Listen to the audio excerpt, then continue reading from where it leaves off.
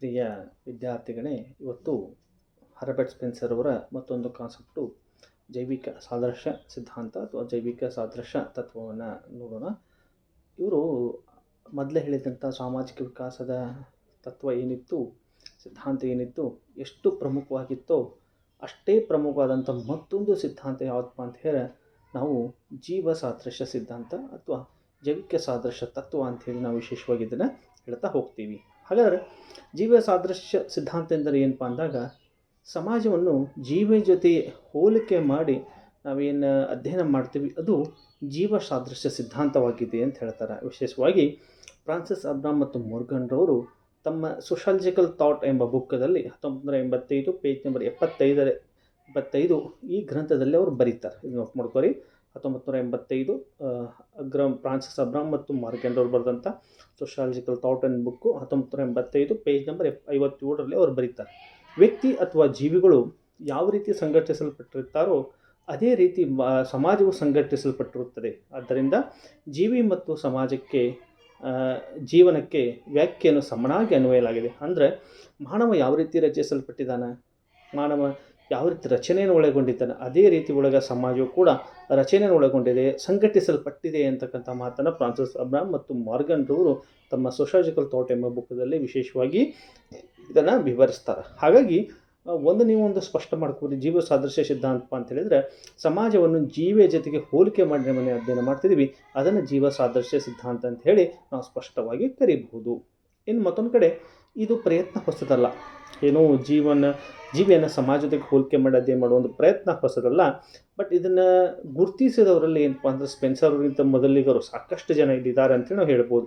ಮೊದಲೇ ಇದರ ಸಂಬಂಧಕ್ಕೆ ಕೆಲವರು ಪ್ರಯತ್ನ ಮಾಡಿದ್ದುಂಟು ಅಂತ ಹೇಳ್ಬೋದು. ಪ್ರಾಚೀನ ಕಾಲದಲ್ಲಿ ಗ್ರೀಕ್ ಚಿಂತಕರು ಸಮಾಜವನ್ನು ಜೀವಿಗೆ ಹೋಲಿಸಿ ಅಧ್ಯಯನ ಮಾಡಲು ಸಾಕಷ್ಟು ಶ್ರಮವನ್ನು ಪಟ್ಟಿದ್ದಾರೆ. ಅದರಂತೆ 19ನೇ ಶತಮಾನದ ಆದಿಭಾಗದಲ್ಲಿ ಕೆಲವು ಜರ್ಮನ್ ಚಿಂತಕರು ಕೂಡ ಈ ರೀತಿ ಪ್ರಯತ್ನವನ್ನು ಮಾಡಿದ್ದನ್ನು ನಾವು ಗಮನಿಸಬಹುದು ಅಂತ ಹೇಳ್ತಾರೆ. ಆದರೆ ಸ್ಪೆನ್ಸರ್ ವಿಕಾಸವಾದದ ಸಾಮಾನ್ಯ ತತ್ವಗಳನ್ನು ಸಾಮಾಜಿಕ ವಿಕಾಸಕ್ಕೂ ಅನ್ವಯಿಸಿದರು. ಅಂದರೆ ವಿಕಾಸವಾದದ ಏನು ಎವಲ್ಯೂಷನ್ಸ್ ಥಿಯರಿ ಏನು ಹೇಳಿದಲ್ಲ, ಅವನ ನಿಯಮಗಳೇನಿದ್ದು ಅದನ್ನು ಸಾಮಾಜಿಕ ವಿಕಾಸಕ್ಕೆ ಹೆಂಗೆ ಅನ್ವಯಿಸಿದಲ್ಲ ಅದೇ ರೀತಿ ಅವನು ಏನು ಮಾಡ್ತಾನಪ್ಪ ಅಂತ ಹೇಳಿ ಸಮಾಜವನ್ನು ಜೀವಿಯ ಜೊತೆಗೆ ಮುಂದುವರಿದು ಏನು ಹೇಳ್ತಾನೆ, ಸಮಾಜವನ್ನು ಜೀವಿಯ ಜೊತೆಗೆ ಹೋಲಿಸಲು, ಅಂದರೆ ಜೀವಂತ ಜೀವಿ ಜೊತೆಗೆ ಹೋಲಿಸಲು ಒಂದು ಪ್ರಯತ್ನವನ್ನು ಯಾರು ಮಾಡ್ತಾರೆ, ಹರ್ಬರ್ಟ್ ಸ್ಪೆನ್ಸರ್ ಅವರು ಮಾಡ್ತಿದ್ದಾರೆ ಅಂತ ನಾವು ಹೇಳಬಹುದು. ಹಾಗಾದರೆ ಜೀವಿ ಮತ್ತು ಸಮಾಜಗಳ ನಡುವೆ ಏನು ಸಾದೃಶ್ಯಗಳಿದಾವೆ, ಅಂದರೆ ಸಾಮ್ಯತೆಗಳಿದಾವೆ, ಹೋಲಿಕೆಗಳೇನಿದಾವೆ ಅನ್ನೋದನ್ನು ಅವರು ಈ ಅಂಶಗಳಿಂದ ತಿಳಿಸ್ತಾರೆ. ನಮಗೆ ಈ ಅಂಶಗಳಿಂದ ಅವರು ಸ್ಪಷ್ಟಪಡಿಸ್ತಾರೆ. ಅಂದರೆ ಜೀವಿ ಮತ್ತು ಒಂದು ಸಮಾಜ, ಒಂದು ಕಡೆ ಜೀವಿ ಇಟ್ಕೋರಿ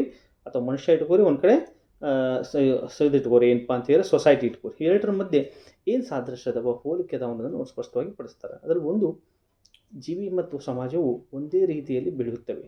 ಏನು ಹೇಳ್ತಾರೆ, ಫಸ್ಟ್ ಒನ್, ಜೀವಿ ಮತ್ತು ಸಮಾಜ ಒಂದೇ ರೀತಿಯಲ್ಲಿ ಬೆಳೆಯುತ್ತದೆ ಅಂತ ಹೇಳ್ತಾರೆ. ಇಲ್ಲಿ ಜೀವಿ ಮತ್ತು ಸಮಾಜಗಳು ತಮ್ಮ ಅಸ್ತಿತ್ವದ ಬಹಳಷ್ಟು ಭಾಗದಲ್ಲಿ ಕಣ್ಣಿಗೆ ಕಾಣಿಸುವ ರೀತಿಯಲ್ಲಿ ಬೆಳೆಯುತ್ತವೆ ಅಂತ. ಅಂದರೆ ಜೀವಿಗಳಂತ ಹೇಳಿದರೆ ಹೆಂಗೆ ಜೀವಿಗಳು ಬೆಳೀತಾವಲ್ಲ ಹಂಗೆ ಸಮಾಜವೂ ಬೆಳೆಯುತ್ತದೆ ಅಂತ ಹೇಳ್ತಾರೆ. ನಮ್ಮ ಕಣ್ಣಿಗೆ ಕಾಣುತ್ತೆ ಸೊಸೈಟಿ ಹೆಂಗೆ ಬೆಳೀತೇವೆ ಅಂತೇಳಿ. ಇವತ್ತು ಒಂದು ಸಣ್ಣ ಮಗು ಬೆಳೆಯುತ್ತಾ ಹೋಗಿ ತನ್ನದೇ ಅಂಥ ಸ್ಟೇಜ್ಗಳನ್ನ ದಾಟಿ ಹೋಗುತ್ತೆ.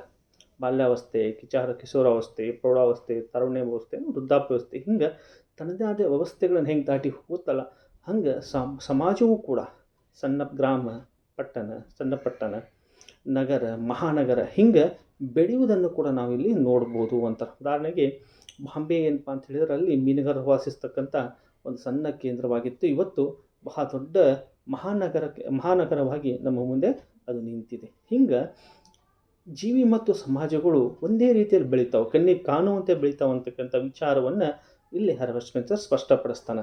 ಇನ್ನು ಎರಡನೇದು, ಜೀವಿ ಮತ್ತು ಸಮಾಜಗಳು ಬೆಳವಣಿಗೆ ಆಗುತ್ತಾ ಹೋದಂತೆ ಅವುಗಳ ರಚನೆಯಲ್ಲಿ ಸಂಕೀರ್ಣತೆಯು ಕೂಡ ಬೆಳೆಯುತ್ತಾ ಹೋಗುತ್ತದೆ. ಎರಡನೇದೇನು ಹೇಳ್ತಾನೆ, ಜೀವಿ ಮತ್ತು ಸಮಾಜಗಳು ಬೆಳವಣಿಗೆ ಆದಂಥ ಹೋದಂತೆ ಅವುಗಳಿಂದ ರಚನೆಯಲ್ಲಿ ಸಂಕೀರ್ಣತೆಯು ಕೂಡ ಬೆಳೆಯುತ್ತಾ ಹೋಗುತ್ತದೆ. ನೋಡ್ರಿ, ಈಗಾಗಲೇ ಸಮಾಜ ಮತ್ತು ಜೀವಿಗಳ ಬಗ್ಗೆ ನಾವು ತಿಳಿಸಿದ್ವಿ. ಆದರೆ ಜೀವಿಗಳು ಬೆಳೆಯುತ್ತಾ ಹೋದಂತೆ, ಅಂದರೆ ಇವತ್ತು ನೋಡ್ರಿ, ಜೀವಿಗಳಲ್ಲಿ ಅತ್ಯಂತ ಸರಳ ಜೀವಿ ಯಾವತ್ತಪ್ಪ, ಅಮೀಬಾ ಅಥವಾ ಏಕಕೋಶ ಹೊಂದಿದಂಥ ಜೀವಿ ಅಂತೇಳಿ ಕರಿತೀವಿ. ವಿಶೇಷವಾಗಿ ಇದರಲ್ಲಿ ಯಾವುದೇ ಸಂಕೀರ್ಣತೆ ಇರುವುದಿಲ್ಲ, ಅಂದರೆ ಯಾವುದೇ ಕ್ಲಿಷ್ಟತೆಗಳು ಇರುವುದಿಲ್ಲ. ನಂತರ ವಿಕಾಸಗತಿಯಲ್ಲಿ ಜೀವಿಗಳು ವಿಕಸಿತ ಹೋದಂತೆ, ಅಂದರೆ ಮುಂದೆ ಹಂಗೆ ಬೆಳೀತಾ ಹೋದಂತೆ ಅಲ್ಲಿ ಏನಾಗತ್ತಪ್ಪ ಅಂದ್ರೆ ಕಷ್ಟತೆ ಅಥವಾ ಸಂಕೀರ್ಣತೆಗಳು ಉದಯಿಸ್ತಾವೆ. ಅವುಗಳಂತೆ ಜೀವನ ರಚನೆ ಹೆಂಗೆ ಸಂಕೀರ್ಣವಾಯಿತು ಹಾಗೆ ಏನಾಗುತ್ತಪ್ಪ ಅಂತೇಳಿದ್ರೆ ಸಮಾಜಗಳಲ್ಲೂ ಕೂಡ ಸಂಕೀರ್ಣತೆಗಳು ನಾವು ಕಾಣ್ತೀವಿ. ಏಕೆಂದ್ರೆ ಮೊದಲು ಆದಿವಾಸಿ ಸಮಾಜಗಳು ಭಾಳ ಸರಳವಾಗಿದ್ದವು. ಈಗ ನೋಡ್ರಿ ನಗರ ಸಮಾಜಗಳು, ನಾಗರಿಕ ಸಮಾಜಗಳನ್ನು ನೋಡಿದಾಗ ಎಷ್ಟು ಕ್ಲಿಷ್ಟತೆಗಳು ನಮಗೆ ಕಾಣ್ತಾವೆ. ಹಾಗಾಗಿ ಅವ್ರು ಏನು ಹೇಳ್ತಾರಪ್ಪ ಅಂದರೆ ಜೀವಿ ಮತ್ತು ಸಮಾಜಗಳು ಬೆಳವಣಿಗೆ ಆಗುತ್ತಾ ಹೋದಂತೆ, ಅಂದರೆ ಒಂದೊಂದು ಹಂತಕ್ಕೆ ಬೆಳವಣಿಗೆ ಆಗುತ್ತಾ ಹೋದಂತೆ ಭಾಳಷ್ಟು ಸಂಕೀರ್ಣತೆಯನ್ನು ನಾವು ಕಾಣ್ತೀವಿ. ಈಗ ನೋಡಿರಿ, ನೀವು ಮೊದಲಿದ್ದಂಗೆ ನಿಮಗಿಲ್ಲ. ಪ್ರೈಮರಿ ಹೇಗಿದ್ರಿ, ಹೈಸ್ಕೂಲಾಗ ಹೇಗಿದ್ರಿ, ಕಾಲೇಜ್ ಲೆವೆಲ್ದಾಗ ಹೇಗಿದ್ರಿ, ಮುಂದೆ ಜೀವನಕ್ಕೆ ಬಂದಾಗ ಹೇಗಾಗ್ತೀರಿ, ನಿಮ್ಮ ಸಂಸಾರ ಸ್ಟಾರ್ಟ್ ಆದ್ರೆ ಹೆಂಗಾಗುತ್ತೆ, ಇವೆಲ್ಲವೂ ಏನಪ್ಪ ಅಂದ್ರೆ ಹೆಂಗೆ ಬೆಳವಣಿಗೆ ಹೊಂದಂತ ನಿಮ್ಗೆ ಹೆಂಗೆ ಕ್ಲಿಷ್ಟಕರ ಪರಿಸ್ಥಿತಿಗಳು ಬರ್ತಾವೆ ಹಂಗೆ ಸಮಾಜಕ್ಕೂ ಬರ್ತವೆ ಅಂತಕ್ಕಂಥ ವಿಚಾರವನ್ನು ಹಾರ್ಬರ್ಟ್ ಸ್ಪೆನ್ಸರ್ ತಮ್ಮದೇ ಆದಂಥ ಸ್ಪಷ್ಟತೆಯೊಂದಿಗೆ ಇಲ್ಲಿ ತಿಳಿಸಿದ್ದಾರೆ. ಇನ್ನು ಮೂರನೇ ಅಂಶ ಅವ್ರು ಹೇಳಿದ್ದು ಸಾದೃಶ್ಯದೊಳಗೆ ಮೂರನೇ ಅಂಶ ಏನು ಹೇಳ್ತಾರಪ್ಪ ಅಂದರೆ ರಚನೆಯಲ್ಲಿ ಆಗುವ ಭಿನ್ನತೆ ಕಾರ್ಯಗಳ ಪ್ರತ್ಯೇಕೀಕರಣಕ್ಕೆ ದಾರಿ ಮಾಡಿಕೊಡುತ್ತದೆ. ರಚನೆಯಲ್ಲಿ ಆಗುವ ಭಿನ್ನತೆಯು ಕಾರ್ಯಗಳ ಪ್ರತ್ಯೇಕೀಕರಣಕ್ಕೆ ದಾರಿ ಮಾಡಿಕೊಡುತ್ತದೆ ಅಂತಾರೆ. ಇವ್ರು ಥರ್ಡ್ ಪಾಯಿಂಟ್. ಇವ್ರು ಏನು ಹೇಳ್ತಾರಪ್ಪ ಅಂದರೆ ರಚನೆಯಲ್ಲಿ ಆಗುವ ಪ್ರತ್ಯೇಕೀಕರಣ ಮತ್ತು ಭಿನ್ನತೆಯ ಕಾರಣಗಳ ಪ್ರತ್ಯೇಕೀಕರಣಕ್ಕೆ ದಾರಿ ಮಾಡಿಕೊಡುತ್ತದೆ. ಅದು ಹೆಂಗಪ್ಪ ಅಂತ ಹೇಳಿದರೆ, ಅಮೀಬಾದಂಥ ಸರಳ ಏಕಕೋಶ ಜೀವಿಯಲ್ಲಿ ಚಲಿಸುವುದಕ್ಕೆ, ನೋಡುವುದಕ್ಕೆ, ಶಬ್ದವನ್ನು ಕೇಳಿಸುವುದಕ್ಕೆ ಪ್ರತ್ಯೇಕ ಅಂಗಗಳ ರಚನೆ ಇಲ್ಲ. ನಾವು ಅಮೀಬವನ್ನು ತೆಗೆದುಕೊಂಡ್ರೆ ಅದರೊಳಗೆ ನೋಡುವುದಕ್ಕೆ, ನಡೆದಾಡುವುದಕ್ಕೆ ಅಥವಾ ಮಾತನಾಡುವುದಕ್ಕೆ ಇಂಥ ಪ್ರತ್ಯೇಕವಾದಂಥ ಯಾವುದೇ ಅಂಗಗಳು ಅಲ್ಲಿಲ್ಲ ಅಂತ. ಅದರಲ್ಲಿ ಮಿಥ್ಯಪಾದಗಳು ಅದಕ್ಕೆ ಚಲಿಸುವುದಕ್ಕೆ, ಬೇಟೆಯನ್ನು ಹಿಡಿಯುವುದಕ್ಕೆ ಸಹಾಯ ಮಾಡುತ್ತವೆ. ಮಿಥ್ಯಪಾದಗಳು ಮಾತ್ರ ಅದಕ್ಕೆ ಸಹಾಯ ಮಾಡುತ್ತವೆ. ಆದರೆ ಸಂಕೀರ್ಣ ಜೀವಿಯಾದಂಥ ಮಾನವವನ್ನು ತೆಗೆದುಕೊಂಡ್ರೆ, ನಮ್ಮನ್ನೇ ನಾವು ತೆಗೆದುಕೊಂಡ್ರೆ ಕೇಳೋದಕ್ಕೆ ಕಿವಿ ಅದ, ಮಾತನಾಡೋದಕ್ಕೆ ಬಾಯಿ ಅದ, ವಾಸನೆ ತಗೋದಕ್ಕೆ ಮೂಗದ, ನೋಡ್ರಿ ಕೈಗಳದಾವ, ಕಾಲುಗಳದಾವ, ಕಣ್ಣುಗಳದಾವ, ನೋಡಲಿಕ್ಕೆ ವಿಚಾರ ಮಾಡೋದಕ್ಕೆ ಮಿದುಳಿದೆ. ಇವೆಲ್ಲವನ್ನೂ ತೆಗೆದುಕೊಂಡಾಗ ಏನಾಗುತ್ತಪ್ಪ ಅಂದರೆ ಎಲ್ಲವೂ ಒಂದೊಂದು ಕೆಲಸವನ್ನು ನಮ್ಮ ಮಾನವನ ಶರೀರದಲ್ಲಿ ಮಾಡ್ತಿದ್ದಾವೆ, ಪ್ರತಿಯೊಂದು ಅಂಗಗಳು ಅನ್ನೋದನ್ನು ನಾವಿಲ್ಲಿ ಗಮನಿಸ್ಬೋದು. ಅಂದ್ರೆ ಪ್ರತ್ಯೇಕವಾಗಿ ಅವು ಕೆಲಸಗಳನ್ನು ಅವು ಇವತ್ತು ಮಾಡಲಿಕ್ಕತ್ತವ. ಅದರಂತೆ ಸರಳ ಸಮಾಜಗಳಲ್ಲೂ ಕೂಡ ಪ್ರತಿಯೊಂದು ಕೆಲಸವನ್ನು ಇರುವುದಕ್ಕೆ ಪ್ರತ್ಯೇಕವಾದಂಥ ಒಂದು ವ್ಯವಸ್ಥೆ ಇರುವುದಿಲ್ಲ. ಉದಾಹರಣೆಗೆ ಸರಳ ಸಮಾಜ ಹೇಳ್ತಾ ಇರೋದು ಅಲ್ಲೆಲ್ಲೂ ಪ್ರತ್ಯೇಕ ವ್ಯವಸ್ಥೆ ಇರಲ್ಲ, ಅಂದ್ರೆ ಅದು ಅಮೀಬಾ ಇದ್ದಂಗೆ ಅಂತ ಹೇಳ್ತಾರೆ ಅವರು. ಇಲ್ಲಿ ಸರಳ ಸಮಾಜಗಳಲ್ಲಿ ಕುಟುಂಬ ತನ್ನಲ್ಲಿ ಕಿರಿಯ ಸದಸ್ಯರಿಗೆ ಶಿಕ್ಷಣ ಕೊಡುವ ಸಂಸ್ಥೆಯಂತೆ ಕಾರ್ಯನಿರ್ವಹಿಸುತ್ತದೆ. ತನ್ನ ಸದಸ್ಯರಿಗೆ ಶುಶ್ರೂಷೆ ಮಾಡುವ ಪ್ರಶ್ನೆ ಬಂದಾಗ ಒಂದು ಆರೋಗ್ಯಾಲಯದಂತೆ ಕಾರ್ಯನಿರ್ವಹಿಸುತ್ತದೆ. ಆದರೆ ತನ್ನ ಸದಸ್ಯರಿಗೆ ರಕ್ಷಣೆ ನೀಡುವ ಭದ್ರತೆ ಸಂಘಟಿತ ಕಾರ್ಯನೂ ಕೂಡ ಅದೇ ನಿರ್ವಹಣೆ. ಅಂದರೆ ಏನೇ ಸಮಸ್ಯೆಗಳು ಬಂದು ಸರಳ ಸಮಾಜದಲ್ಲಿ ಆ ಕುಟುಂಬನೇ ಅದಕ್ಕೆ ನಿಲ್ಲುತ್ತೆ. ಬಟ್ ಆದರೆ ಈಗಿನ ಸಮಾಜಗಳಲ್ಲಿ ಏನಾಗತ್ತಪ್ಪ ಅಂದ್ರೆ ಬೇರೆ ಬೇರೆ ಆಗ್ತಾವೆ. ನೀವು ಹೆಲ್ತ್ ಬಂತಂದ್ರೆ ನೋಡ್ರಿ, ಹಾಸ್ಪಿಟ್ಲಿಗಳು ಹೋಗ್ತೀರಿ, ಶಿಕ್ಷಣ ಬಂತಂತ ತಿಳ್ಕೊರಿ, ಶಾಲೆ ಕಾಲೇಜುಗಳಿಗೆ ಓಡಿ ಬರ್ತೀರಿ, ರಕ್ಷಣೆ ಬೇಕಂತ ಹೇಳಿದ್ರೆ ಪೊಲೀಸು, ಸೈನ್ಯ, ಮಿಲ್ಟ್ರಿಗೆ ಹೋಗುತ್ತೆ, ಮನೋರಂಜನೆ ಬೇಕಂತ ಹೇಳಿದ್ರೆ ನಾಟಕ ಮಂದಿರಗಳು, ಸಿನಿಮಾ ಚಾನಲ್, ಹಿಂಗೆ ನಮ್ದು ಎಲ್ಲವೂ ಒಂದೊಂದು ವ್ಯವಸ್ಥೆಗಳು ಇವತ್ತು ಅದನ್ನು ನೋಡಿಕೊಳ್ತಾ ಇದ್ದಾವೆ. ಹಾಗಾಗಿ ಏನಾಗತ್ತಪ್ಪ ಅಂತ ಹೇಳಿದ್ರೆ ಇಲ್ಲಿ ಭಿನ್ನತೆಯ ಪ್ರತ್ಯೇಕೀಕರಣಕ್ಕೆ ದಾರಿ ಮಾಡಿಕೊಡ್ತದೆ ಅಂತಕ್ಕಂಥ ವಿಚಾರವನ್ನು ಕೂಡ ನಾವು ಇಲ್ಲಿ ಗಮನಿಸ್ಬೋದು. ನಾವು ಹೇಗೆ ಮಾನವ ಶರೀರದಲ್ಲಿ ಪ್ರತಿಯೊಂದು ಅಂಗಗಳದಾವ, ಹಂಗೆ ಸಮಾಜದಲ್ಲಿ ಕೂಡ ಪ್ರತಿಯೊಂದು ವ್ಯವಸ್ಥೆಗೂ ಕೂಡ ಒಂದು ಅಂಗಗಳಿರುವುದನ್ನು ನಾವು ಇಲ್ಲಿ ಸ್ಪಷ್ಟವಾಗಿ ನೋಡ್ಬೋದು. ಹಾಗಾಗಿ ಅವ್ರು ಹೇಳ್ತಾರೆ, ಮೊದಲ ಕುಟುಂಬದಲ್ಲಿದ್ದಂಥ ಅನೇಕ ವಿಷಯಗಳು, ಸರಳ ಸಮಾಜದ ಅನೇಕ ವಿಷಯಗಳು ಇವತ್ತೇನಾಗಲಿಕ್ಕೆ ತಗೋಪ ಅಂದರೆ ಬೇರೆ ಬೇರೆಗೆ ಹೋಗ್ತಿದ್ದಾವೆ. ಪ್ರತಿಯೊಂದನ್ನು ಕೂಡ ಅವು ವ್ಯವಸ್ಥೆಗಳು ಅಚ್ಚುಕಟ್ಟಾಗಿ ಇರುತ್ತೆ. ಹಾಸ್ಪಿಟ್ಲ್ ನೋಡ್ರಿ, ಆರೋಗ್ಯ ಸಂಬಂಧಪಟ್ಟದನ್ನು ಅಚ್ಚುಕಟ್ಟಾಗಿ ನಿರ್ವಹಿಸ್ತದೆ. ಶಿಕ್ಷಣ ಸಂಸ್ಥೆಗಳು ನೋಡ್ರಿ, ಶಿಕ್ಷಣಕ್ಕೆ ಬೇಕಾದಂಥ ಎಲ್ಲ ವ್ಯವಸ್ಥೆ ಅಚ್ಚುಕಟ್ಟಾಗಿ ಮಾಡ್ತಾವೆ.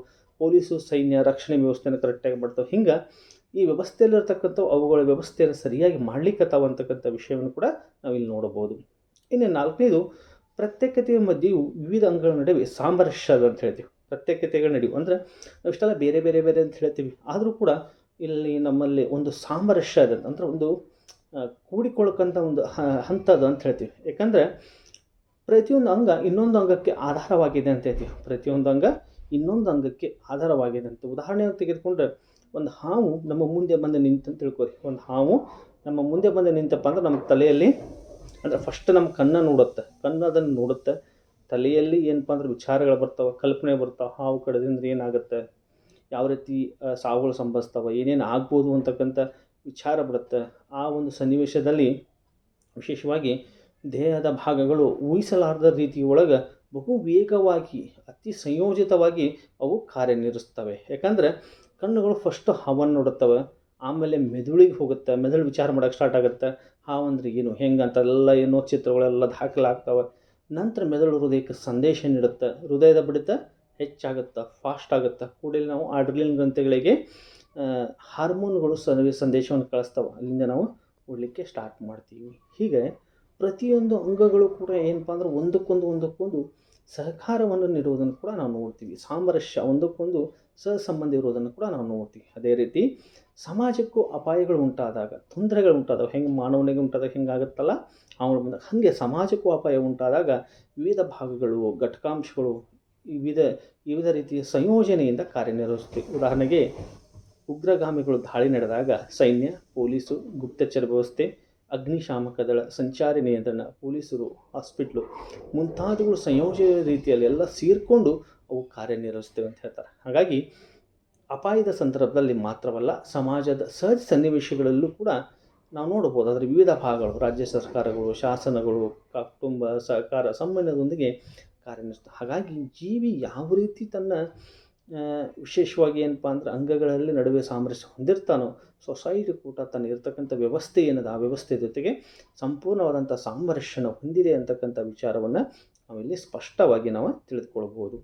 ಇನ್ನು ಮತ್ತೊಂದು ಏನು ಹೇಳ್ತಾರಪ್ಪ ಅಂದ್ರೆ, ಜೀವಿಯು ಫಿಫ್ತ್ ಒನ್, ಜೀವಿಯು ಒಂದು ಅಂಗ ನಾಶವಾಗೋದು, ಅದಕ್ಕೆ ಸಾವು ಬರೋದಿಲ್ಲ. ಇಲ್ಲಿ ಸೊಸೈಟಿ ಇದು ವಿಶೇಷವಾಗಿ ಮಾನವ ಶರೀರ ತೆಗೆದುಕೊಂಡಾಗ ಒಂದೊಂದು ಕೈ ಹೋಯ್ತಪ್ಪ ಅಂತೇಳಿದ್ರೆ ಸಾವು ಬರೋದಿಲ್ಲ, ಕಾಲು ಹೋದರೂ ಸಾವು ಬರೋದಿಲ್ಲ, ಕಣ್ಣು ಹೋದರೂ ಸಾವು ಬರೋದಿಲ್ಲ, ಮುಂದೆ ನಡ್ಕೊಂಡು ಹೋಗುತ್ತೆ. ಅದೇ ರೀತಿ ಸಮಾಜದಲ್ಲೂ ಕೂಡ ಒಂದು ಘಟಕ ಹೋದ್ರೆ ಏನೂ ಆಗೋದಿಲ್ಲ. ವಿಶೇಷ ಒಂದು ಬ್ಯಾಂಕ್ ದಿವಾಳಿ ಎದ್ದು ಹಾಳಾಗಿ ಹೋದರೆ ಅದು ಏನೂ ಸಮಸ್ಯೆ ಬರೋಂಗಿಲ್ಲ, ಅಥವಾ ಒಂದು ರಾಜಕೀಯ ಪಕ್ಷ ಸಂಘಟನೆ ನಶಿಸಿ ಹೋದರೆ ಏನೂ ಪ್ರಾಬ್ಲಮ್ ಆಗಿಲ್ಲ. ಅದು ವ್ಯವಸ್ಥೆ ಏನಿದೆ ಅದು ನಡ್ಕೊಂಡು ಹೋಗ್ತದೆ ಅಂತಕ್ಕಂಥ ವಿಚಾರವನ್ನು ನಾವಿಲ್ಲಿ ನೋಡ್ಬೋದು. ಮತ್ತೊಂದು, ಒಂದೇ ರೀತಿಯ ಪ್ರಕ್ರಿಯೆಗಳು ಮತ್ತು ಸಂಘಟನಾ ವಿಧಾನಗಳು. ಸಿಕ್ಸ್ತ್ ಒನ್ ಏನು, ಒಂದೇ ರೀತಿಯ ಪ್ರಕ್ರಿಯೆಗಳು ಮತ್ತು ಸಂಘಟನಾ ವಿಧಾನಗಳು ಅಂತ ಹೇಳ್ತಾರೆ. ಇಲ್ಲಿ ಜೀವಿಗಳಿಗೆ ಹಲವಾರು ವಿಶಿಷ್ಟ ವ್ಯವಸ್ಥೆಗಳಿದೆ. ನಮ್ಮ ಜೀವಿಯೊಳಗೆ ಹಲವಾರು ಬೇರೆ ಬೇರೆ ಬೇರೆ ರೀತಿಯಾದಂಥ ವಿಶಿಷ್ಟವಾದಂಥ ವ್ಯವಸ್ಥೆಗಳಿವೆ. ಉದಾಹರಣೆಗೆ ಜೀವಿಗಳಲ್ಲಿ ಉಸಿರಾಟದ ವ್ಯವಸ್ಥೆ, ರಕ್ತ ಸಂಚಾರ ವ್ಯವಸ್ಥೆ, ಕಲ್ಮಶಗಳನ್ನು ಹೊರದೂಡುವ ವ್ಯವಸ್ಥೆ, ಇವುಗಳೆಲ್ಲವೂ ಜೀವಿಗಳನ್ನು ಜೀವಂತವಾಗಿ ಉಳಿಸುವುದಕ್ಕೆ ಸಹಕರಿಸ್ತವೆ. ಅಂದರೆ ನಾನು ಮೇಲೆ ಹೇಳಿದಂಥ ಎಲ್ಲವೂ ಅಂದರೆ ಉಸಿರಾಟದ ವ್ಯವಸ್ಥೆ, ರಕ್ತ ಸಂಚಾರ, ಕಲ್ಮಶಗಳನ್ನು ಹೊರ ಕಳಿಸುವುದು, ಇವೆಲ್ಲ ಏನಪ್ಪ ಅಂದ್ರೆ ಜೀವಿಯನ್ನು ಜೀವಂತವಾಗಿಡಲಿಕ್ಕೆ ಪ್ರಯತ್ನ ಪಡಿಸ್ತವೆ. ಅದೇ ರೀತಿ ಸಮಾಜದಲ್ಲೂ ಕೂಡ ನಾವು ಉತ್ಪಾದನೆ ವ್ಯವಸ್ಥೆ, ಸಾಗಾಣಿಕೆ ವ್ಯವಸ್ಥೆ, ರಕ್ಷಣಾ ವ್ಯವಸ್ಥೆ ಮುಂತಾದವುಗಳನ್ನು ನೋಡ್ತೀವಿ. ಉತ್ಪಾದನಾ ವ್ಯವಸ್ಥೆ, ಸಾಗಾಣಿಕೆ ವ್ಯವಸ್ಥೆ ಮತ್ತು ರಕ್ಷಣಾ ವ್ಯವಸ್ಥೆಗಳನ್ನು ಮುಂತಾದವನ್ನು ನೋಡ್ತೀವಿ. ಇವುಗಳಿಂದ ಸಮಾಜ ದಕ್ಷತೆಯಿಂದ ಕಾರ್ಯನಿರ್ವಹಿಸುತ್ತದೆ. ಇವುಗಳಲ್ಲಿ ಉಂಟಾಗುವ ಅಸ್ತವ್ಯಸ್ತಗಳು ಇಡೀ ಸಮಾಜವನ್ನು ಪ್ರಭಾವಿಸುತ್ತವೆ. ಅಂದರೆ ಜೀವಿಯಲ್ಲಿನ ವಿವಿಧ ಭಾಗಗಳು ತಮ್ಮ ಕಾರ್ಯವನ್ನು ಹೇಗೆ ನಿರ್ವಹಿಸುತ್ತವೋ ಹಾಗೇ ಏನಪ್ಪ ಅಂತ ಹೇಳಿದರೆ, ಅಂದರೆ ಯಾವುದಕ್ಕೊಂದು ಕ್ಲಾಸ್ ಆದರೂ ಜೀವಿಯೇ ಸರಿಯಾಗಿ ಕೆಲಸ ಮಾಡೋಕ್ಕಾಗಲ್ಲ. ಇದರೊಳಗೆ ನಾವು ರಕ್ತ ಸಂಚಾರ ಕರೆಕ್ಟಾಗಿರಲಿಲ್ಲಪ್ಪ ಅಂದ್ರೆ, ಉಸಿರಾಟ ಕರೆಕ್ಟಾಗಿರಲಿಲ್ಲ ಅಂದರೆ ಅಷ್ಟು ಸರಿಯಾಗಿ ಜೀವಿ ಇರಲಿಕ್ಕಾಗಲ್ಲ. ಹಂಗೆ ಸೊಸೈಟಿಯಲ್ಲೂ ಕೂಡ ಕೆಲವೊಂದು ಭಾಗಗಳು ಬಹಳ ಜೀವಂತಿಗೆ ಪ್ರಯತ್ನ ಮಾಡ್ತಾವೆ. ಅವನ್ನೆಲ್ಲ ನೋಡಿದಾಗ ಮಾತ್ರ ಸಾಮ್ಯತೆಗಳು ನಮಗೆ ಬಹಳಷ್ಟು ಸಿಗ್ತಾವೆ ಅಂತ ಹೇಳ್ತಾರೆ. ಹಾಗಾಗಿ ಈ ಜೀವಿ ಮತ್ತು ಸೊಸೈಟಿ ಅಂದರೆ ಸಮಾಜನ ಇಟ್ಕೊಂಡು ಒಂದು ಸಾದೃಶ್ಯತ ಸಿದ್ಧಾಂತವನ್ನು ಅಥವಾ ಹೋಲಿಕೆ ಸಿದ್ಧಾಂತವನ್ನು ನೀಡಿದಾನೆ. ಇಷ್ಟೇ ಅಲ್ಲ, ಬರೀ ಸಾದೃಶ್ಯ ಸಿದ್ಧಾಂತವನ್ನು ಮಾತ್ರ ಅವನು ಹೇಳಿಲ್ಲ, ಹೋಲಿಕೆ ಮಾತ್ರ ಹೇಳಿಲ್ಲ. ವಿಶೇಷವಾಗಿ ಹರ್ಬರ್ಟ್ ಸ್ಪೆನ್ಸರ್ ಇನ್ನೊಂದು ಹೇಳ್ತಾನೆ, ಏನಪ್ಪ ಅಂದರೆ ಎರಡರ ನಡುವು ವ್ಯತ್ಯಾಸಗಳನ್ನು ಕೂಡ ಹೇಳಿದ, ಡಿಫ್ರೆನ್ಸ್ ಹೇಳಿದ. ಏನೇನು ಡಿಫ್ರೆನ್ಸ್ ಅದ? ಒಂದು ಕಡೆ ಹೋಲಿಕೆ ಹೇಳ್ತಾನೆ, ಮತ್ತೊಂದು ಕಡೆ ಜೀವಿಗೆ ಮತ್ತು ಸೊಸೈಟಿಗೆ, ಸಮಾಜಕ್ಕೆ ಏನು ಡಿಫ್ರೆನ್ಸ್ ಅದಾವ, ಏನು ವ್ಯತ್ಯಾಸಗಳದಾವ ಅನ್ನೋದು ಕೂಡ ಹೇಳ್ತಾನೆ. ಅದರಲ್ಲಿ ಒಂದೇದು, ಜೀವಿ ಎಲ್ಲ ಭಾಗಗಳು ವಿಶಿಷ್ಟವಾದ ರೀತಿಯಲ್ಲಿ ಸಂಘಟಿತವಾಗಿ ಒಂದು ನಿಶ್ಚಿತ ರೂಪವನ್ನು ಪಡೆದುಕೊಂಡಿರುತ್ತವೆ. ಆದರೆ ಸಮಾಜ ಈ ರೀತಿ ಒಂದು ನಿರ್ದಿಷ್ಟ ರೂಪವನ್ನು ಪಡೆದುಕೊಂಡಿರುವುದಿಲ್ಲ. ಜೀವಿ ಅಂತ ತೆಗೆದುಕೊಂಡಾಗ ಎಲ್ಲವೂ ಕೂಡಿಕೊಂಡು ಒಂದು ನಿರ್ದಿಷ್ಟ ರೂಪವನ್ನು ಪಡೆದಿರ್ತದೆ. ಒಂದು ಮಾನವ ಶರೀರ ಆಗ್ಬೇಕಂತ ನೋಡ್ರಿ, ತಲೆ, ಕೈ, ಕಾಲು, ಕಣ್ಣು, ಕಿವಿ, ಮೂಗು ಎಲ್ಲವೂ ಒಂದು ನಿರ್ದಿಷ್ಟ ರೂಪ ಇರ್ತದೆ. ಸಪ್ರೇಟ್ ಭಾಗಗಳನ್ನು ಜೋಡಿಸ್ದಂಗೆ ಇರ್ತದೆ, ಒಂದು ನಿರ್ದಿಷ್ಟವಾದಂಥ ರೂಪ ಇರ್ತದೆ. ಅದಕ್ಕೆ ಹೇಳ್ತಾನೆ ನೋಡ್ರಿ, ಉದಾಹರಣೆಗೆ ಮೆದುಳು, ಕೈಗಳು, ಕಾಲುಗಳು, ಹೃದಯ ಒಂದು ನಿರ್ದಿಷ್ಟವಾದ ರೀತಿಯಲ್ಲಿ ಸಂಘಟಿಸಲ್ಪಟ್ಟಿರ್ತದೆ. ಜೀವಿಗೆ ಒಂದು ಮೂರ್ತ ರೂಪ, ನಿರ್ದಿಷ್ಟ ರೂಪ ಪ್ರಾಪ್ತ ಆಗಿರ್ತದೆ. ನೋಡಲಿಕ್ಕೆ ಏನಪ್ಪ ಇವನು ಚೆನ್ನಾಗದಾನ ಅನ್ನೋ ಆಗುತ್ತೆ. ಆದರೆ ಸಮಾಜದಲ್ಲಿ ವಿವಿಧ ಭಾಗಗಳನ್ನು ನಾವು ಸರಿಯಾಗಿ ಸಂಘಟಿಸಲ್ಪಟ್ಟಾಗೂ ಕೂಡ ಅದಕ್ಕೊಂದು ನಿರ್ದಿಷ್ಟ ರೂಪಗಳು ಇರುವುದಿಲ್ಲ. ಸಮಾಜ ನಮ್ಮೊಳಗೆ ಮತ್ತು ನಮ್ಮ ಸುತ್ತಮುತ್ತಲಿರುವಂಥ ಸಂಗತಿ. ಅಂದರೆ ಮಾನವ ಶರೀರ ನಾವು ನೋಡ್ಬೋದು ಜೀವಿನ, ಬಟ್ ಸಮಾಜವನ್ನು ನೋಡೋಕ್ಕಾಗಲ್ಲ. ಅದು ವ್ಯವಸ್ಥೆ, ನಮ್ಮೊಳಗಿಂತ ಒಂದು ವ್ಯವಸ್ಥೆ ಅಂತ ಹೇಳ್ತಾರೆ. ಹಾಗಾಗಿ ಅದು ಇರುವುದು ನಮ್ಮ ಕಲ್ಪನೆಯಲ್ಲಿ. ಏಕೆಂದರೆ ಸಮಾಜ ಜೀವಿಯಂತೆ ಮೂರ್ತ ರೂಪವನ್ನು ಹೊಂದಿರೋಲ್ಲ. ಅದು ನಮ್ಮ ಕಣ್ಣಿಗೆ ಕಾಣೋದೇ ಇಲ್ಲ. ನಮ್ಮ ವ್ಯವಸ್ಥೆ, ನಮ್ಮ ಮನಸ್ಸಿನೊಳಗೆ ನಮ್ಮ ಸುತ್ತಮುತ್ತ ಇರ್ತಕ್ಕಂಥದ್ದನ್ನು ನಾವು ನೋಡ್ತೀವಿ. ಜೀವಿ ಆದರೆ ನಾವು ಗುರುತಿಸ್ಬೋದು. ಕೈ ಹೇಗದ, ಕಾಲು ಹೇಗದಾವ, ಕಣ್ಣು ಗಿಣ್ಣು ಎಲ್ಲ ನೋಡ್ಬೋದು. ಹಾಗಾಗಿ ಏನು ಹೇಳ್ತಾನಪ್ಪ ಅಂತೇಳಿದ್ರೆ, ಜೀವಿಯನ್ನು ಒಂದು ವ್ಯವಸ್ಥಿತವಾಗಿ ಸಂಘಟಿತವಾಗಿರ್ತೈತಿ, ಬಟ್ ಸಮಾಜ ಅನ್ನೋದು ಏನಪ್ಪ ಅಂದ್ರೆ ಒಂದು ನಿಶ್ಚಿತ ರೂಪವನ್ನು ಪಡೆದುಕೊಂಡಿರುವುದಿಲ್ಲ ಅಂತಕ್ಕಂಥದ್ದನ್ನು ಅವನು ಹರ್ಬರ್ಟ್ ಸ್ಪೆನ್ಸರ್ ಇಲ್ಲಿ ವ್ಯಕ್ತಪಡಿಸ್ತಾನೆ. ಇನ್ನು ಎರಡನೇದು, ವಿವಿಧ ಭಾಗಗಳು ಸ್ವತಂತ್ರವಾಗಿರುವುದಿಲ್ಲ, ಆದರೆ ಸಮಾಜದ ವಿವಿಧ ಭಾಗಗಳು ಸ್ವತಂತ್ರ ಅಸ್ತಿತ್ವ ಹೊಂದಿರುತ್ತವೆ. ಜೀವಿಯ ವಿವಿಧ ಭಾಗಗಳು ಸ್ವತಂತ್ರವಾಗಿರುವುದಿಲ್ಲ, ಬಟ್ ಸಮಾಜವು ಸ್ವತಂತ್ರ ಹೊಂದಿರುತ್ತವೆ ಅಂತ. ಅಂದರೆ ಜೀವಿ ಎಲ್ಲ ಭಾಗಗಳನ್ನು ಸ್ವತಂತ್ರವಾಗಿ ಅಸ್ತಿತ್ವ ಹೊಂದಿರುವುದಿಲ್ಲ. ಯಾಕಂದರೆ ಕಾಲು, ಕಣ್ಣುಗಳು ಶರೀರದೊಂದಿಗೆ ಚಲಿಸ್ತವೆ. ನಾವು ಸಪ್ರೇಟ್ ವಾಕ್ ಬರೋದೇ ಇಲ್ಲ. ಕೈ ಒಂದ ಮುಂದೆ ಹೋಗೋದೇ ಸಪ್ರೇಟ್ ಚಲಿಸಂದ್ರೆ ಹಾಗೆ ಕಾಲನ್ನು ಇಲ್ಲೇ ಬಿಟ್ಟು ಹೋಗ್ಬೋಣ, ಶರೀರ ಇಲ್ಲ ಆಗಂಗಿಲ್ಲ. ಕಾಲು ಹೋಗ್ಬೇಕಂದ್ರೂ ಕೈ ಹೋಗಲೇಬೇಕು, ಕೈ ಹೋಗ್ಬೇಕಂದ್ರೆ ಕಾಲು ಹೋಗಲೇಬೇಕು. ಇಡೀ ಶರೀರನೇ ನಮ್ದು ಚಲನೆ ಆಗ್ತಿರ್ತದೆ ಅಂತ ಹೇಳ್ತಾರೆ. ಹಾಗಾಗಿ ಒಂದು ಕಡೆ ನೀವು ಗಮನಿಸ್ಬೋದು, ಏನಪ್ಪ ಅಂದ್ರೆ ಕಾಲನ್ನು ಕಡಿದು ಶರೀರದಿಂದ ಬೇರ್ಪಡಿಸಿದಾಗ ಮಾತ್ರ ಅದು ಬೇರ್ಪಡಬಹುದು. ಪುನಃ ಜೋಡ್ಸೋಕ್ಕೆ ಬರೋಲ್ಲ. ಒಂದ್ಸಲ ನೀವು ಕಟ್ ಮಾಡಿ ಓದ್ಬಿಟ್ರೆ ಅಂದರೆ ಮುಗಿದು ತಾತ್ಕಾಲಿಕವಾಗಿ ಜೋಡಿಸ್ಕೋಬೋದು, ಬಟ್ ಮೊದಲಿನ ರೀತಿ ಒಳಗೆ ಅದು ಇರೋಕ್ಕೆ ಸಾಧ್ಯನೇ ಇಲ್ಲ. ಹಾಗಾಗಿ ಅವ್ರು ಏನಾಗ್ತಾರಪ್ಪ ಅಂತಂದರೆ, ಇಲ್ಲಿ ವಿಶೇಷವಾಗಿ ಕಾಲನ್ನು ಶರೀರದಿಂದ ಬೇರ್ಪಡಿಸಿದಾಗ ಅದು ತನ್ನ ಅಸ್ತಿತ್ವವನ್ನೇ ಕಳೆದುಕೊಂಡು ಬಿಡುತ್ತದೆ ಮತ್ತು ಸತ್ತು ಹೋಗುತ್ತದೆ. ಅದು ನಾವು ಸಪ್ರೇಟ್ ಮಾಡಿಬಿಟ್ಟಿವಪ್ಪ ಅಂದ್ರೆ ಅಸ್ತಿತ್ವವನ್ನು ಕಳ್ಕೋತದೆ ಮತ್ತು ಅದು ಸತ್ತು ಹೋಗ್ತದೆ ಅಂತ ಹೇಳ್ತಾರೆ. ಆದರೆ ಸಮಾಜದಲ್ಲಿನ ವಿವಿಧ ಭಾಗಗಳು ಪರಸ್ಪರ ಸಂಬಂಧಿತವಾದ ರೀತಿಯಲ್ಲಿ ಹೊಂದಿರುವಾಗಲೂ ಪ್ರತ್ಯೇಕ ಘಟಕಗಳಂತೆ ಕಾರ್ಯನಿರ್ವಹಿಸುತ್ತವೆ. ಉದಾಹರಣೆಗೆ ರಾಜ್ಯವಿಲ್ಲ ಅಂದರೆ ಧರ್ಮ, ಕುಟುಂಬಗಳು ಸ್ವತಂತ್ರವಾಗಿ ಕಾರ್ಯನಿರ್ವಹಿಸ್ತವೆ. ಇವತ್ತು ರಾಜ್ಯನೇ ಇಲ್ಲಪ್ಪ ಅಂತೀರ, ಧರ್ಮ ಮತ್ತು ಕುಟುಂಬಗಳು ಕಾರ್ಯವನ್ನು ನಿರ್ವಹಿಸ್ತವೆ. ತಮಗಿಷ್ಟ ಬಂದಂತೆ ಕಾರ್ಯನಿರ್ವಹಿಸಬಲ್ಲವು. ಜೀವಿಗಳೆಲ್ಲುವಂಥ ಅವಕ್ಕೆ ನಿರ್ದಿಷ್ಟ ಕಾರ್ಯ ನಿರ್ವಹಿಸಬೇಕೆಂಬ ಕಟ್ಟುಪಾಡುಗಳು ಇರುವುದಿಲ್ಲ. ಜೀವಿಗಳಿದ್ದಂತೆ ನೀ ಕೈ ಇದೇ ಕೆಲಸ ಮಾಡ್ಬೇಕಂತ ಇರುತ್ತೆ, ಕೈ ಬೇರೆ ಕೆಲಸ ಮಾಡೋಕ್ಕೆ ಬರೋಲ್ಲ. ವೇಟ್ ಎತ್ತಿಡೋದು, ಬೇರೆ ಬೇರೆ ಕೈಯಲ್ಲಿ ಆಗ್ತಕ್ಕಂಥ ಕೆಲಸ ಅಷ್ಟೇ ಮಾಡಬೇಕಾಗತ್ತೆ. ಕಾಲಿಗಾದ ಕೆಲಸನ ಮಾಡೋಕ್ಕೆ ಬರೋಲ್ಲ. ಯಾಕಂದರೆ ಕೈ ಕಾಲಾಗಲ್ಲ, ಕಾಲು ಕೈ ಆಗಂಗಿಲ್ಲ. ಯಾವುದು ಮಾಡಬೇಕು ಅದಷ್ಟೇ ಮಾಡುತ್ತೆ. ಬಟ್ ಸೊಸೈಟಿ ಒಳಗೆ ಹಂಗಂಗಿಲ್ಲ. ಒಂದು ನಿಂತರೂ ಕೂಡ ಇನ್ನೊಂದು ವ್ಯವಸ್ಥೆಯನ್ನು ಪರಿಪಾಲನೆ ಮಾಡಿಕೊಂಡು ಮುಂದುವರಿಸ್ತದೆ ಅಂತಕ್ಕಂಥ ವಿಚಾರವನ್ನು ಹರ್ಬರ್ಟ್ ಸ್ಪೆನ್ಸರ್ ಇಲ್ಲಿ ಸ್ಪಷ್ಟವಾಗಿ ಹೇಳ್ತಾನೆ. ಹಾಗಾಗಿ ಅವನು ಹೇಳ್ತಾನೆ, ಜೀವಿಯ ವಿವಿಧ ಭಾಗಗಳು ಸ್ವತಂತ್ರವಾಗಿರುವುದಿಲ್ಲ, ಆದರೆ ಸಮಾಜದ ವಿವಿಧ ಭಾಗಗಳು ಸ್ವತಂತ್ರ ಅಸ್ತಿತ್ವವನ್ನು ಹೊಂದಿರುತ್ತವೆ ಅಂತಕ್ಕಂಥ ವಿಚಾರವನ್ನು ಅವನು ಇಲ್ಲಿ ಸ್ಪಷ್ಟವಾಗಿ ಹೇಳ್ತಾನೆ. ಏನೇ ಥರ್ಡ್ ಒನ್, ಮೂರನೇದ್ದು ವ್ಯತ್ಯಾಸದೊಳಗೆ, ಸಮಾಜವು ಜೀವಿಯ ದೇಹದಂತೆ ನಿರ್ದಿಷ್ಟ ರಚನೆಯನ್ನು ಹೊಂದಿರುವುದಿಲ್ಲ.